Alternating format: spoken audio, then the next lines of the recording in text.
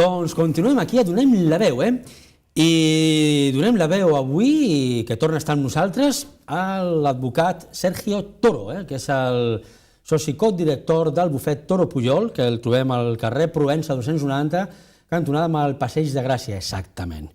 Bueno, Sergio, muchas gracias por estar con nosotros. Gracias a vosotros. No es la primera vez ni será la última que te tenga a mi lado. Seguro que no. Y en vista de que este es un programa en el que acuden no pocos médicos, habitualmente vienen muchos a hablar pues, de diferentes especialidades, cada uno de la suya, le he pedido a Sergio que hoy tenga la deferencia de hablarnos sobre casos en negligencias médicas, ¿no?, que ocurren, y más de lo que nos pensamos, lo que no siempre se resuelven con éxito. Así que para poner en situación un poco al telespectador y saber de qué vamos a hablar, yo creo que la primera pregunta es obligada, es de primero de facultad. ¿Qué es una negligencia médica, Sergio, exactamente? Una negligencia médica se da cuando por parte de un médico, de un profesional médico, se produce lo que es un mal actuar y como consecuencia de ese mal actuar, de esa mala praxis, se ocasiona un daño en el paciente. Cuando nos referimos a mala praxis, nos referimos a que el médico pues está actuando no siguiendo lo que es el código de conducta sanitario o lo que son los protocolos médicos habituales, es decir, se está apartando de eso. Por lo tanto, hay dos cosas que tienen que darse. Primero, una ausencia de seguimiento de ese médico de lo que sería el código de conducta sanitario o protocolo, y en segundo lugar, que se produzca un daño en el paciente. Hablas de daño al paciente, pero yo me pregunto, o sea, ¿siempre que se le hace un daño al paciente es debido a una negligencia médica o a lo mejor se puede dar por otro tipo de circunstancias? Porque claro, el daño, siempre hablamos de daño físico, lógicamente, ¿no? Correcto, bueno, pero también a veces ocurren daños psicológicos, bueno, sí, claro, que derivan de esos daños físicos. Pero no siempre que se produce un daño en el paciente podemos hablar de negligencia médica. Está claro que los médicos hacen lo que está en su mano y muchas veces, la mayoría, lo hacen siguiendo esos códigos de conducta o esos protocolos. Pero a veces, de forma fortuita o de forma impredecible, pues se producen esos daños. Si tenemos este supuesto, el médico no va a tener obligación de resarcir ese daño, es decir, de indemnizar, y por lo tanto el paciente tampoco va a poder ser indemnizado. Es decir, la diferencia entre daño negligente y daño accidental sería que en el caso de la negligencia sí que hay, teóricamente, si se puede probar que es por negligencia, sí que habría una compensación, ¿no?, económica en este caso. Bueno, la diferencia esencial es la que decimos. En una, no se sigue con esos protocolos, o sea, el médico se aparta de esos protocolos médicos o de esos códigos de conducta sanitarios que debe seguir todo médico, o los habituales, y eso sí que da derecho, evidentemente, a ser indemnizado, y el otro se da cuando el médico, a pesar de seguir todos esos códigos de conducta, se sufre un daño, produce un daño, pero él ha hecho bien su faena. Pero ese resultado era fortuito, era impredecible, él no sabía que podía llegar a ocurrir. Puede ser por la propia naturaleza del paciente, a lo mejor. Por ejemplo, y claro, aquí estamos hablando en todo caso que se podía producir un error humano y no lo que es una negligencia médica. Con lo cual ahí, entonces el paciente no tendría mucho derecho a reclamar, a lo mejor, ¿no? Bueno, aquí no tendría absolutamente ningún derecho a reclamar. No solo al médico, sino tampoco a la corporación sanitaria que lo haya atendido. Para nada, para nada. Y siempre en estos casos lo que hacemos con carácter previo de empezarlos es elaborar una pericial, un estudio previo de viabilidad, en la cual vemos si realmente se ha llevado a cabo una mala praxis, porque hay que tener en cuenta que aquí vamos a combatir o vamos a demandar a médicos, compañías aseguradoras, a la administración pública, etcétera, etcétera. Incluso supongo que también a la entidad donde se ha tratado ese Por paciente. supuesto, un hospital, hospitales, clínica, centros privados, públicos, y es muy importante conocer de mano de otro médico si se ha dado una negligencia o no y si el actuar del médico precisamente que ha tratado al paciente ha sido correcto y ha sido ajustado a lo que es la lex artis, que se llama. ¿Cómo se puede detectar, Sergio, en caso de que un paciente sufra daño, cómo se puede detectar que realmente es una negligencia y no es un error, ¿no? Hay determinadas actitudes por parte de los médicos que pueden levantar sospechas. Realmente es muy difícil el poder saber cuándo se ha cometido una negligencia.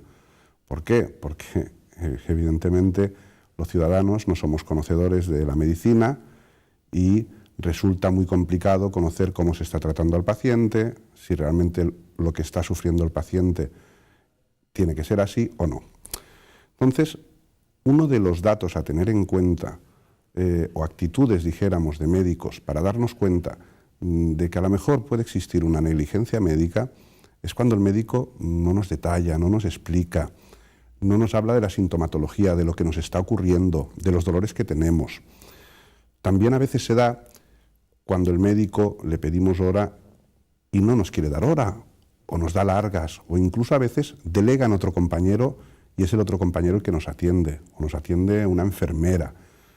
También otra actitud que puede denotar eso es cuando pedimos un informe médico y no se nos facilita, se nos ponen pegas. Porque están obligados a facilitarlo. Por ¿no? supuesto. O sea, es una cosa que no se puede negar. Es un derecho del paciente. O cuando a veces el informe que emiten es muy breve y no hace referencia al estado del paciente, a cómo se está encontrando. Eso también da lugar a pensar. En otras ocasiones lo que hacen es que en ese informe médico se contradice con otras pruebas diagnósticas. Eso también hace levantar sospechas. Y cuando a lo mejor uno tiene dolores o tiene molestias como consecuencia de ese tratamiento, esa operación a la que ha sido intervenido, y el médico le dice que son normales, que son lógicos, pero sin embargo el médico, antes de que se sometiera a esa operación el paciente, no le había avisado de que eso podía pasar. También otro dato importante a tener en cuenta es... Y perdona, pero por supuesto por escrito no dice nada, no dice lo contrario tampoco. No, pero correcto, pero lo que es muy importante también es cuando el médico, en el consentimiento informado, que es aquel documento que se firma antes de ser sometido a un tratamiento, a una prueba diagnóstica, a una operación. En ese consentimiento informado no hay un detalle, a veces son consentimientos informados muy genéricos, a veces están en blanco y muchas veces no te hablan de las consecuencias reales de la intervención a que te vas a someter, de los riesgos que estás corriendo, y cuando el paciente vea que en ese consentimiento se dan todas estas circunstancias, también es un indicador para sospechar que se puede haber cometido una negligencia o que, cuanto menos, no se ha informado debidamente al paciente y, por lo tanto, pueden hacer el derecho a ser indemnizado. Supongo que todo ese cúmulo de circunstancias adversas a la hora de facilitarte informes, de facilitarte cualquier tipo de información, valga la redundancia, es lo que pueden llevar a un juez al final de alguna manera a detectar que efectivamente ha habido ahí un acto negligente, ¿no? Porque si no es muy difícil probarlo, ¿no?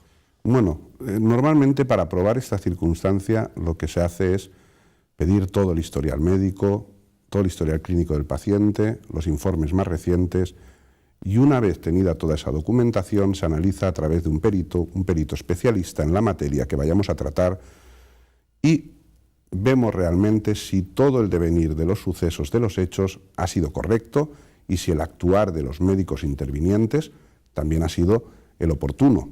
Ahí es cuando vamos a poder decidir si hay una negligencia o no. En cuanto a la negativa de información, es lo que decíamos, puede ser un indicador importante para conocer que por parte del médico muy probablemente se ha cometido una negligencia, porque realmente si uno está pidiendo un informe médico al que tiene derecho para saber el estado en el que se encuentra, el tratamiento que ha recibido, cómo ha sido tratado, la orientación diagnóstica, la sintomatología, y el médico está poniendo pegas y cortapisas constantes a facilitarlo, algo esconde o algo no quiere revelar. Algo falla aquí, ¿eh? Escucha una cosa, ¿cuáles serían, bajo tu experiencia, Sergio, los casos más habituales que dentro del ámbito de la negligencia médica? Porque supongo que habrá una serie de casos que son habituales, ¿no? Hay muchísimos casos, porque realmente cada negligencia médica es un mundo en sí solo y hay que analizar de forma detallada cada caso. De todos modos, sí que es cierto que hay algunos que son más frecuentes que otros o que se dan con mayor asiduidad. Por ejemplo, tenemos lo que son los casos de los retrasos en el diagnóstico o cuando existe un error en la interpretación de ese diagnóstico. Claro, porque perdona que te corte, el retraso en la información de un diagnóstico puede comportar o conllevar a agravar la patología que sufra el paciente en ese momento, ¿no? Porque evidentemente no se somete a tratamiento inmediatamente, que en algunos casos a lo mejor es requerido, ¿no? Por supuesto. ¿Eso sería un acto negligente? Eso sería un acto negligente siempre y cuando ese acto produzca lo que es un daño y perjuicio al paciente. Por ejemplo, si estamos hablando de una mujer que tiene un cáncer de mama y ese diagnóstico no se produce porque el médico o el ginecólogo no ha cogido y ha realizado todas las pruebas diagnósticas que debiera y se detecta de forma más tardía, eso puede tener unas consecuencias fatales para esa mujer.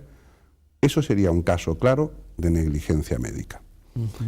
Aparte de lo que son los retrasos, los errores diagnósticos, tenemos también otro caso que se suele dar, que es cuando los médicos prescriben medicamentos que no son adecuados. Pero esto sería ya el colmo, porque Pero ocurre, sí que está por escrito, entonces. Ocurre porque a lo mejor nosotros tenemos algún tipo de enfermedad, tenemos alguna alergia, contraindicación, y el médico nos está prescribiendo algún tipo de medicamento. Claro, imaginemos que eres alérgico a la penicilina, ¿no? Y te dan un medicamento con penicilina. Y eso te causa un daño. Si el paciente no lo notifica al médico, ¿también sería un acto negligente? Bueno, realmente... Pero igual el paciente desconoce que es alérgico, ¿no? Si el paciente no lo comunica al médico, si el médico lo desconoce, realmente no podríamos hablar de negligencia. Acto negligente. Pero a lo mejor sí podríamos pedir responsabilidad, porque claro, cuando tú recetas un medicamento, me imagino que tienes que tener como mínimo la picardía de intuir si si se puede ser o no ser alérgico a ello, ¿no? Pero para eso hay que hacer una serie de estudios previos y el médico tiene que ordenarlos, echarle un vistazo a todo el historial clínico que tiene el paciente y ver exactamente si ese paciente es alérgico o no. Raro es que un paciente que sea alérgico no lo comunique a su médico o que no aparezca en su historial clínico, puesto que es sabido que las consecuencias de el poder prescribir un medicamento con contenido penicilina a un paciente que es alérgico, pues puede tener consecuencias fatales. Absolutamente fatales. De todas formas, tenemos otro ejemplo, que además es bastante reciente, que es el ejemplo de la talidomida. Este es un medicamento que se recetó aquí en España y en otros países de todo el mundo, precisamente para que las mujeres embarazadas, durante los 3-4 primeros meses de embarazo, pues pasaran mejor esa época en la cual tenían náuseas. Fue un caso muy vómitos. conocido aquí en España de resonancia. Aún hay reminiscencias de aquella. Hay muchos afectados. Entonces es un caso que sí que es cierto que se dio en los años 50, en los años 60, pero las consecuencias se empezaron a notar posteriormente. ¿Qué ocurrió? Ese fármaco lo que ocasionó en los niños que fueron naciendo, ocasionó una serie de malformaciones, de acortamientos de miembros, y esto ha pasado en infinidad de países. Sin embargo, aquí en España, las reclamaciones que se llevaron a cabo han sido varias, pero finalmente el Tribunal Supremo dijo que no podía prosperar precisamente esa petición indemnizatoria porque había prescrito. Me parece de verdad aberrante, ¿no? Y decía el Supremo... Porque esas malformaciones no prescriben nunca, esa persona la llevará toda su vida. Yo entiendo que ese daño que se causó era un daño continuado, un daño que se estaba produciendo a lo largo de la vida del paciente. Sí, hasta el último día de su vida. Y por lo tanto, al ser un daño continuado, en cualquier momento podía haberse reclamado. De todas formas, el Supremo entendió que no. Algo similar ocurrió con los afectados al aceite de colza también, ¿no? Otro caso sonado aquí en España. Otro caso sonado. Para irnos de tema y viendo que estoy fuera de tiempo, Sergio, ¿qué plazo tendríamos para reclamar en el hipotético caso de que detectemos o podamos intuir que se ha producido un caso de negligencia médica? El plazo que tenemos para reclamar es variopinto, es decir, hay una serie de discusión, no es pacífica en este sentido, y yo recomiendo siempre tener en cuenta el plazo de 1 año desde que se ha producido lo que es la estabilización o desde que conocemos que las secuelas que nos han quedado son o tienen carácter definitivo. Por lo tanto, mi recomendación es, cuando los pacientes detecten cualquier tipo de actitud por parte de los médicos de los que hemos hablado anteriormente, que rápido acudan a un abogado, porque son plazos muy cortos y hay que empezar a moverse pronto. Incluso en el caso en el que a lo mejor esos médicos o centros hospitalarios se nieguen a facilitar documentación, hay procedimientos precisamente para ello. Por eso, primero, que acudan a un abogado, que recopilen toda la información médica que tengan para acudir a ese abogado. En el caso de que no se la faciliten, nosotros la pediremos y a partir de ahí eso será analizado por un perito especialista que dirá si tenemos viabilidad o no. Una vez conozcamos la viabilidad, empezaremos lo que es a reclamar en la vía primera amistosa y después judicial. Además, en el menor plazo posible, lógicamente, para que no se... Tiene que ser ágil. Sergio Toro, es nuestro abogado ya prácticamente aquí de la casa, que lo tenemos aquí medio secuestrado y nos habla de temas que sin duda alguna preocupan a la ciudadanía. Uno de ellos podría ser este, nunca lo habíamos tocado, el de las negligencias médicas. Así que si pensáis o creéis que sois susceptible, si no tú, si nos estás viendo, alguien de tu entorno que sea susceptible de haber padecido una negligencia médica, el Bufet Toro Puyol, en la calle Provenza 290, tocando Paseo de Gracia, os podrán atender y resolver cualquier tipo de duda que tengáis. Y si, dado el caso, hay que llevar el caso, ¿a quién voy a recomendar yo que no sea a mi amigo Sergio Toro? Sergio, gracias por estar con nosotros. Gracias a ti, la Alfred. semana que viene vamos a ver qué tema me traes, porque siempre nos sorprendes. Y bueno, nosaltres ja ens acomiadem per aquesta setmana. Así que no sé si te atreves a despedir del programa tú, Sergio. Bueno, gracias por todo, ha sido un placer estar con vosotros y la semana que viene pues hablaremos de algún otro tema que sea interesante siempre para la ciudadanía, como intentamos hacer. Pues aquí lo dejamos. Fins la setmana que ve, que vagi bé. Gràcies. Vinga, adéu.